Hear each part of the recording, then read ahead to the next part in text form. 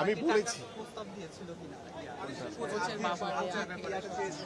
হ্যাঁ হ্যাঁ, Bangladesh football federation তারা সার্বিকভাবে মানে আমরা যে কোচকে সিলেক্ট করব তাদের যে সীমাবদ্ধতা রয়েছে সেই সীমাবদ্ধতা যদি এক্সিট করে তাহলে তারা আমাদের সহযোগিতা চেয়েছে। তো আমরা আমাদের জায়গা থেকে সার্বিক সহযোগিতা করার জন্য প্রতিশ্রুতি দিয়েছি।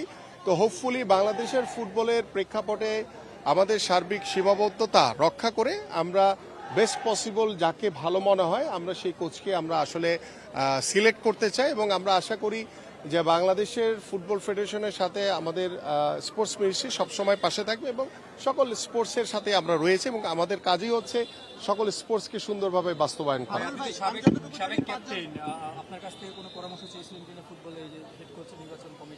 দেখেন অলরেডি তারা আমার সাথে কথা বলেছে এবং তারা প্রত্যেকটি বিষয় আমাকে অবগত করেছে। সো আমি বলেছি যে আপনারা শর্ট লিস্ট করে এনে যেটা আমাদের বেস্ট পসিবল যাকে মনে হয় দেন আমরা বসে ফাইনাল করে যার প্রোফাইল ভালো বা যার সফলতার একটি ভালো অবস্থান রয়েছে সেই জায়গা থেকে আমরা আসলে কোচটি সিলেক্ট করতে চাই। এত কিছু বললে তো বলেই দিলাম সব।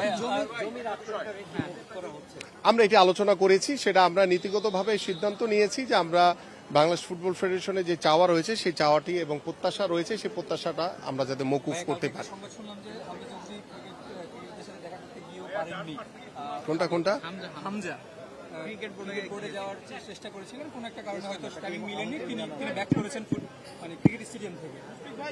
আপনার কাছে মনে হয় সামনের মধ্যে ফুটবলার এই মুহূর্তে ওখানে গিয়ে যদি দেখা? আমি আসলে বিষয়টা জানি না, এটা সম্পর্কে আমি ওয়াকিবহাল না। আরেকটা বিষয় হচ্ছে ভাই যে বাফুফে থেকে নাকি একটি স্টেডিয়াম চাওয়া হয়েছিল নিজস্ব, সেটা আসলে কোন জায়গা বা এরকম কোনো প্রস্তাবনা তারা দিয়েছে? সেটা আলোচনা হয়েছে বাট এটা নিয়ে স্পেসিফিক কোনো প্রস্তাবনা দেওয়া হয়নি। বাট তারা ঢাকার আশেপাশে কয়েকটি ভেন্যুর কথা বলেছে। সো আমি বলেছি যে আপনারা নিজেরা গিয়ে আগে পরিদর্শন করে আসুন, তারপরে আমাদের সাথে বসে আমরা আলোচনার সাপেক্ষে যেটা ভালো হয় সেদিকে আমরা সামনের দিকে এগোতে পারবো।